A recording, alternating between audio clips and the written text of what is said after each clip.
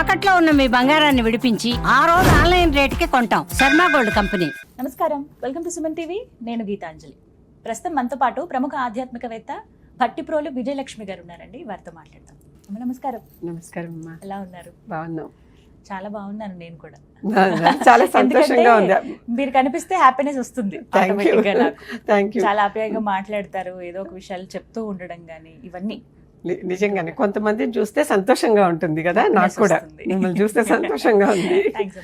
ఇక వరలక్ష్మి వ్రతం గురించి, అమ్మవారి వైభవం గురించి అసలు ఎన్ని వీడియోలు చేసాము మనం. చాలా మంచి రీచ్ ఉంది. అలాగే చాలా మంది కొన్ని క్వశ్చన్స్ కూడా అడుగుతున్నారు డౌట్స్ పరంగా. అందులో అడిగింది ఏంటంటే, వరలక్ష్మి వ్రతం 3వ వారం మేము చేసుకోలేకపోయామండి, ఇంకా ఏమన్నా అవకాశం ఉందా? ఎందుకంటే ఇప్పుడు 2 వారాలు ఉన్నాయి, ఈ 2 వారాల్లో వ్రతం లాగా అసలు ఆచరించవచ్చా అని అడుగుతూ ఉంటారు. చక్కగా ఆచరించవచ్చు. మామూలుగా అయితే ఆ వ్రతంలో వరలక్ష్మి స్వప్నంలో చెప్పిన దాని ప్రకారం పౌర్ణమి ముందర ఏ వారం వస్తే ఆ శుక్రవారం. అది ఈసారి 3 వచ్చింది. ఎప్పుడు సాధారణంగా 2 వస్తుంది, ఈసారి 3 వచ్చింది. నష్టం లేదు. అంటే ఈసారి 5 శుక్రవారాలు వచ్చాయి నెలలో. అందుకని ఆ మధ్య శుక్రవారం ఏదైతే అదే వస్తుంది. ఎప్పుడు అది వచ్చింది. ఇంకా తర్వాత ఈ వారం చేసుకోలేకపోయాం, ఇబ్బంది వచ్చింది. ఆడవాళ్ళకి ఎన్నో ఇబ్బందులు వస్తాయి, ఇబ్బంది వచ్చింది. ఒక్కోసారి వర్క్ పరంగా కూడా మనకు ఆ రోజు లీవ్ దొరకో, ఏదో అవసరం రావచ్చు కూడా. అలాంటప్పుడు 4వ వారం చేసుకోవచ్చు, తప్పలేదు. 4వ వారమే కాదు, ఆ వారం కూడా కుదరకపోతే 5వ వారం కూడా చేసుకోవచ్చు, తప్పలేదు. శ్రావణ శుక్రవారాలు అన్ని రోజులు చేసుకోవచ్చు. వరలక్ష్మి వ్రతం అంటే ఆ రోజే. కానీ ఆ రోజు కుదరని వాళ్ళు ప్రత్యామ్నాయంగా తర్వాత వారమో, అంటే తర్వాత శుక్రవారమో, ఆ తర్వాత శుక్రవారమో చేసుకున్నా నష్టమేం లేదు, తప్పు లేదు. ఒకసారి చెప్పాను అనుకుంటా, మా కజిన్ ఒక ఆవిడ ఎప్పుడు శుక్రవారం అందరూ చేసే వరలక్ష్మి వ్రతం వారం కంటే ఒక వారం ముందర చేస్తుంది. ఏమని అంటుంది, అందరూ మా ఇంటికి వస్తారు కదా, వాళ్ళ ఇంట్లో పూజలు ఉంటే మా ఇంటికి అందరు రారు. చాలా పెద్దగా అసలు చక్కటి సినిమా సెట్టింగ్ లాగా పెట్టి ఎంత బాగా చేస్తుందో అనమాట. అద్భుతంగా చేస్తుంది. చాలా సంతోషంగా ఉంటుంది. అష్టలక్ష్ములను కూర్చోబెట్టి వాటిలన్నిటికీ పూజ చక్క బొమ్మల కొలువు పెట్టినట్టు పెడుతుంది. ఆ రోజు మనిషి ఎత్తు లక్ష్మీదేవి విగ్రహం పెట్టి చాలా నగలు, అలంకారం, చుట్టూ పువ్వులు అన్ని అద్భుతంగా చేస్తుంది. ఇంత చేశాక నాకు అందరూ రావాలి కదా. ఎక్కువ మంది ముత్తైదులు పండుగ రోజున అసలు రోజున పిలిస్తే రాలేరు. ఒక రోజు ముందర పిలిస్తే వాళ్ళ ఇంట్లోకి ఆ రోజు ప్రత్యేకమైన పూజ ఉంటుంది కనుక అందరూ వస్తారంటుంది. ఎంత బాగుంటుందో, నాకు నచ్చింది ఆ ఆన్సర్ కానీ ఆ పద్ధతి కానీ నచ్చింది. మళ్ళీ తర్వాత మనం మళ్ళీ చేసుకోవచ్చు, తప్పే ఉంది. ఇంకా వారింట్లో అప్పుడు ఎక్కువ మంది రాకపోయినా చుట్టుపక్కల 2-3 పిలుచుకున్నా చాలు. అప్పుడు కనుక ఎలా అయినా చేసుకోవచ్చు. మనసే ముఖ్యం. అసలు మనసుతో, భక్తితో, శ్రద్ధతో, ఇష్టంతో, ఇష్టం, ముచ్చట, సంబరం, ఆ సందడి అలా ఉంటుంది అనమాట. అలా ఉంటే ఎంత బాగుంటుంది. అసలు పండగంటేనే అది కదా. పండగంటేనే అందరూ అంతసేపటికి వంటలు వండుకోవటం, తినటం అనే కాకుండా నలుగురు కలిసి ఒక చోట చేరి ఒక సంబరంగా ఉండటమే అసలైన పండుగ. పండగ వచ్చింది మా ఇంటికి అంటాం చూడండి, ఎవరైనా నలుగురు వస్తే. అలా ఆ పండుగలాగా చేసుకోవాలి. చక్కగా చేసుకోవచ్చు. 4వ వారం చేసుకోవచ్చు. ఇప్పుడు చేసుకునే ఏ పద్ధతిలో అయితే 3వ వారం చేసుకోవాల్సిందో అది మిస్ అయింది కనుక 4వ వారం ఆ పద్ధతులతో హ్యాపీగా చేసుకోవచ్చు. ఏమీ తప్పలేదు. మళ్ళీ కూడా చక్కగా తోరాలు కట్టుకోవచ్చు, మళ్ళీ చేసుకోవచ్చు. ఎలా అయితే అప్పుడు వ్రతం చేసుకోవచ్చు. మళ్ళీ చక్కగా ముత్తైదుల్ని పిలిచి వాయినాలు ఇవ్వచ్చు, అన్నీ చేసుకోవచ్చు. అయితే కొంతమంది ఏమో మాకు వ్రతం ఆనవాయితీ ఏం లేదండి, కలశం కూడా మేము పెట్టుకోము, మామూలుగా అమ్మవారి ఫోటో పెట్టుకుని మేము పూజ చేసుకుంటాం అంటారు. అలాంటి వాళ్ళు అంటే ఈ 4వ శుక్రవారం ఎలా పూజ చేసుకోవాలి? వాళ్ళు కూడా అదే, వాళ్ళు ఎప్పుడు ఎలా చేసుకుంటారో ఇప్పుడు కూడా అలాగనే. మళ్ళీ వాళ్ళ కలశం అది కొత్తగా అలవాటు లేకపోతే పెట్టుకోవాల్సిన అవసరం లేదు. కానీ పెట్టుకున్నా తప్పులేదు. ఇంటి పురోహితుడు ఎవరో ఉంటారు కదా, వాళ్ళని ఒకసారి సంప్రదించి పెట్టుకోవచ్చా పెట్టుకోకూడదా, పెద్దవాళ్ళు అయితే పెట్టుకోవద్దన్నారు, ఏం చేయమంటారు అని అడిగితే వాళ్ళు చెప్తారు. అంటే ఒకళ్ళు మీకు పెట్టుకోవాలని ఆశ ఉండి అలాంటి వాళ్ళు చాలా మంది తగులుతున్నారు ఈ మధ్య.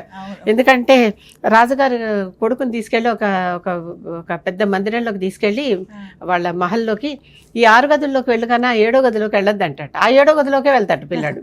అంటే ఏదొద్దంటే ఇంట్లో పెద్దవాళ్ళు చేయొద్దంటే చాలా మందికి అదే చేయాలన్న కుతూహలం ఉంటుంది. అలాంటప్పుడు సొంతంగా సాహసించి ఏం చేయకుండా పురోహితుడిని అడగండి. హితం కూర్చేవాడు కదా కనుక వాళ్ళు మనకి మంచిగా చెప్తారు. ఏదో ఆ పురోహితుడిని అడిగి దానికి కావాల్సిన పరిహారమో ఏదో చేసేసుకుని అలా చేసుకోండి. కొంతమందికి కోరికలు ఉన్నాయి కనుక అలాంటి వాళ్ళ కోసం చెప్తున్నా. కానీ ఈ మధ్య వింటున్నాం కూడా ఏంటంటే, మాకు కలశం ఆనవాయితీ లేదు, అలా చెప్పినా కూడా ఇలా మా కోడలు ఇలా చేసుకుందండి, ఇట్లా గొడవలు అవుతున్నాయి, ఇలా జరుగుతున్నాయి, ఆనవాయితీ లేకుండా అసలు ఇలాంటివి చేయకూడదు పూజ విషయంలో. గొడవలు వేరే విషయంలో అవుతున్నాయా, కలశం పెట్టినందుకే అవుతున్నాయా? కలశం పెట్టావు కనుక అప్పటి నుంచి గొడవ మొదలు పెట్టుకుంటే అది వీళ్ళు తెచ్చిపెట్టుకున్న గొడవే.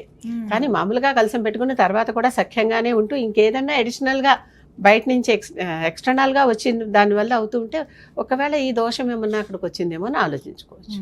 సో ఒకసారి మనమే చూసుకోవాలి. మనమే కావాలని గొడవ పెట్టుకుంటుంటే ఎట్లా? అది తప్పే కదా. అంటే ఎవరో ఒకళ్ళు సర్దుకోవాలి కదా. ఎప్పుడు కూడా ఇద్దరు కలిసి ఉండాలంటే కొంచెం వీళ్ళు సర్దుకోవాలి, కొంచెం వాళ్ళు సర్దుకోవాలి. అప్పుడే ఆ సహజీవనం అనేది కుదురుతుంది. అత్తగారికి కోడలికి కానీ, భార్యకి భర్తకి కానీ, అందరికీ తోడి కోడళ్ళ మధ్యలో కానీ, ఎవరి మధ్యలో కానీ, అంతే కదా. కనుక తప్పనిసరిగా ఇలాంటి సందేహాలు ఉన్నప్పుడు అత్తగారు కోడలు ఇద్దరు కూడా ఒక పురోహితుడిని పిలిచి, ఒకే పురోహితుడిని పిలిచి కూర్చుని ఆయన ఏం చెప్తారో అది చేసేస్తే సరిపోతుంది. ఎవరికైనా కావాల్సింది ఇంటి మంచే కదా. మన ముచ్చట కంటే కూడా ఇంటి మంచి ముఖ్యం కదా. అంతే, బాగుండాలని. మరి ముఖ్యంగా ఇంటి విషయంలో ఇంటి కోడలు అత్తగారు వీరే ఆలోచించాలి. అది వాళ్ళ పద్ధతి ఆలోచించాలని శాస్త్రం చెప్తోంది. ఎందుకంటే మీరు ఆ గోత్రంలోకి వచ్చేసారు కనుక పెళ్లి తర్వాత ఆ పెళ్లి చేసుకున్న ఆడపిల్ల ఆ గోత్రం మంచి చెడులు వీళ్ళ బాధ్యత తర్వాత నుంచి. ఆ అత్తగారు ఉన్న నాళ్ళు ఆవిడ చూసుకుంటుంది. ఆ తర్వాత మీ మంచి మీరే చూడాలి. మీరు మళ్ళీ నెక్స్ట్ జనరేషన్కి అప్పు చెప్పాలి. అంతే. మరి ఫ్యామిలీలో ఉండేటటువంటి వంశాచార పద్ధతుల్ని కోడలికి చెప్పే హక్కు చట్ట ప్రకారంగా కూడా అత్తగారికి ఉందమ్మా. తప్పలేదు. లేకపోతే ఎలా తెలుస్తుంది మన ఇంట్లో పద్ధతి ఇది అని? చెప్పాలి కదా, తెలుసుకోవాలి. అలాగేనమ్మా ఒక్కొక్క వారం ఒక్కొక్క నైవేద్యం నేను పెట్టుకుంటున్నానండి లక్ష్మీ అమ్మవారికి. మరి ఈ 4వ వారం ఎటువంటి నైవేద్యం పెడితే బాగుంటుందని కొంతమంది అడుగుతున్నారు. అమ్మవారికి ఎప్పుడూ కూడా అసలైనటువంటి ఇవి శనగలు నానబెట్టి నైవేద్యం పెడతారు. శనగలు బృహస్పతికి సంకేతం. గురువు అంటే మంచి బుద్ధి ఇవ్వాలని చెప్పి కోరుకోవటం అనమాట. అక్కడ ఆవిడికి అది ఇష్టమని అది తీసుకొచ్చి పెడుతూ ఉంటారు. ఎందుకంటే లక్ష్మీదేవి భృగు కుమార్తె, భార్గవి కదా. కనుక అట్లా అలాంటివి కనుక ఈ రకమైనటువంటివి ఇష్టం అని చెప్పి అలాంటి పనులు చేస్తూ ఉంటారు. అంతే, ఇలాంటివే. అంతే తప్పితే వేరే ప్రత్యేకంగా అందరూ చేసుకునేటటువంటివన్నీ అందరూ చేసుకుంటూనే ఉంటారు. ఇవన్నీ కూడా మనం కల్పించుకున్నవే. కానీ ఈ నైవేద్యాలు కానీ ఇన్ని రకాల నైవేద్యాలు, కొంతమంది 12 రకాలు, కొంతమంది 9 రకాలు, ఇవన్నీ వాళ్ళ సంఖ్య, అవన్నీ మనం కల్పించుకునేవే కానీ దేవుడు అడిగినవి కాదు. అందుకని అన్నీ చేసి వృధా చేయటం చాలా పాపం కూడా. ప్రసాదాన్ని వ్యర్థం చేయకూడదు. ప్రసాదం ఎప్పుడు వినియోగింపబడాలి.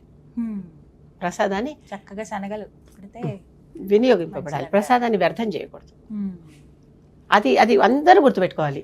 అందుకనే ఇంటికి వచ్చిన వాళ్ళందరికీ కూడా శనగలు ఇస్తాం. మిగిలిన వాయినంలో అన్ని కలిపి ఇవ్వని చూడండి. శనగలు ఎందుకంటే అమ్మవారికి ఇష్టం కనుక ఆవిడకి నైవేద్యం పెట్టి అవి ఇస్తాం అందరికీ. మన ఇంట్లో వండుకున్న బూరెలు గారెలు ఏదో కొద్దిమందికి ఇస్తాం కానీ వచ్చిన అందరికీ ఇవ్వం. అదే అసలు చేయాల్సింది. అది మిగిలినవన్నీ మన ఇష్టం. మన ఇష్టం కొద్దీ మనం 90 చేసుకున్నా తినగలిగితే, పంచగలిగితే అది మన శక్తి. చేయటం కూడా ఓ శక్తి. చెయ్యాలి, తినాలి, పంచాలి. ఏదైనా ఒక్క నామం చెప్పండి అమ్మా అమ్మవారిది. ఈ వారం చక్కగా మేము పూజ చేసుకుంటామండి అమ్మని నిత్యం స్మరించుకోవటానికి అన్నట్టుగా ఏదైనా అమ్మవారి నామం ఏదైనా. నారాయణ వల్లభాయే ఆ నామం చాలా, అంటే ఫలానా ఆయన భార్యమ్మ నువ్వు అంటే చాలా ఇష్టపడుతుందని కనకధార స్తోత్రంలో చెప్తారు. నమస్తునారాయణ వల్లభాయే ఆ నామం వాడు చాలా ఇష్టపడుతుంది. ఈ రోజుల్లో చాలా మంది కూడా భర్త పేరు చివరలో తగిలించుకుని పేర్లు రాసుకునే వాళ్ళు కూడా ఉన్నారు. అవునా? అలాగే వైఫ్ ఆఫ్ అని రాసుకునే వాళ్ళు కూడా ఉన్నారు. ఎవరు ఇండిపెండెన్స్ వాళ్ళకి. మళ్ళీ ఆవిడ చాలా ఇండిపెండెంట్. తనకు అవమానం జరిగితే ఏం ఉండలేదు. ఆ భర్తను కూడా వదిలేసి వచ్చేసింది. నువ్వు మళ్ళీ నాకు జరిగిన అవమానాన్ని తీర్చేదాకా నేను రాను అని కూడా చెప్పొచ్చేసింది.